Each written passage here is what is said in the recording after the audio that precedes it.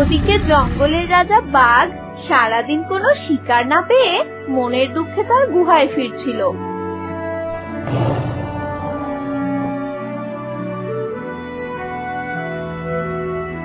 আরে বাঘ ভাইয়া যে, কি খবর?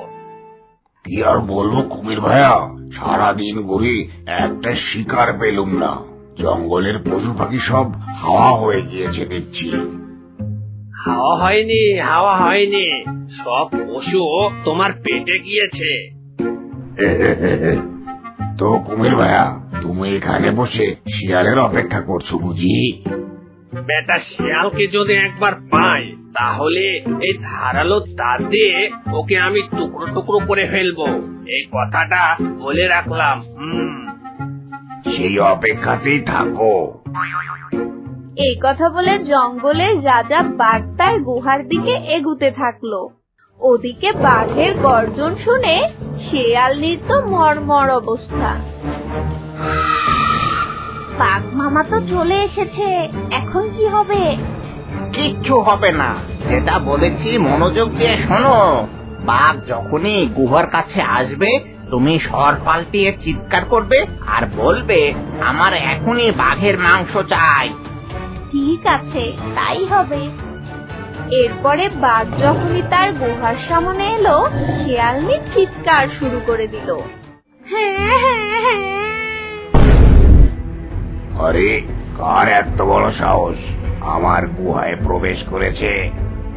আমি অত শত বুঝি না, আমার বাঘের মাংস চাই।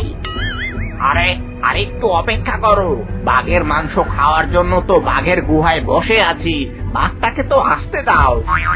ওরে বাপরে, এটা আবার কোন জন্তু বাঘের মাংস খেতে চায়? এরা নিশ্চয়ই রাক্ষস খোকসের দল।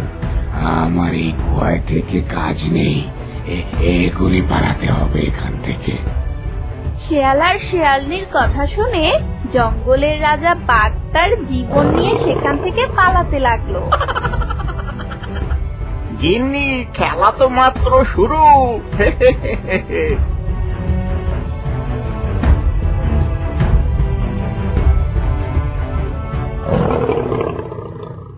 আরে বাঘ ভাইয়া, কি ব্যাপার, এভাবে পালিয়ে যাচ্ছ কোথায়? কুমির ভাইয়া, সে কথা আর বলো না। আমার গুহায় কি সব রাক্ষস খোকস এসেছে, বাঘের মাংস খাওয়ার জন্য কেমন ছটফট করছে। আমি জীবন নিয়ে পালিয়েছি। এ কি কথা বলছো বাঘ ভাইয়া? তুমি হলে এই জঙ্গলের রাজা, তুমি কিনা রাক্ষসের ভয়ে নিজের ঘর ছেড়ে পালাচ্ছ? চলো তো দেখি কোন রাক্ষস তোমার ঘরে এসেছে।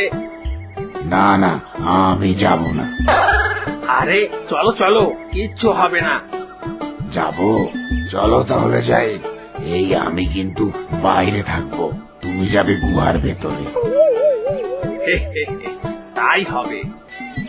এরপরে কুমির বাঘকে সাথে নিয়ে চললো তার গুহার দিকে।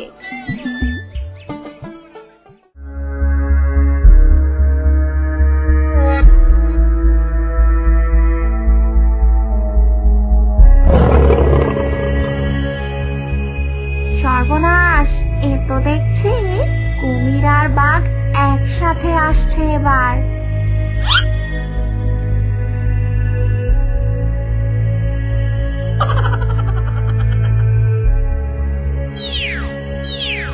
এরপরে কুমির আর বাঘকে শুনিয়ে শুনিয়ে সেই মহাধূর্ত শিয়াল বলতে লাগলো, দূর বোকা, এই জঙ্গলের সব পশু পাখি হলো অশিক্ষিত আর মূর্খ।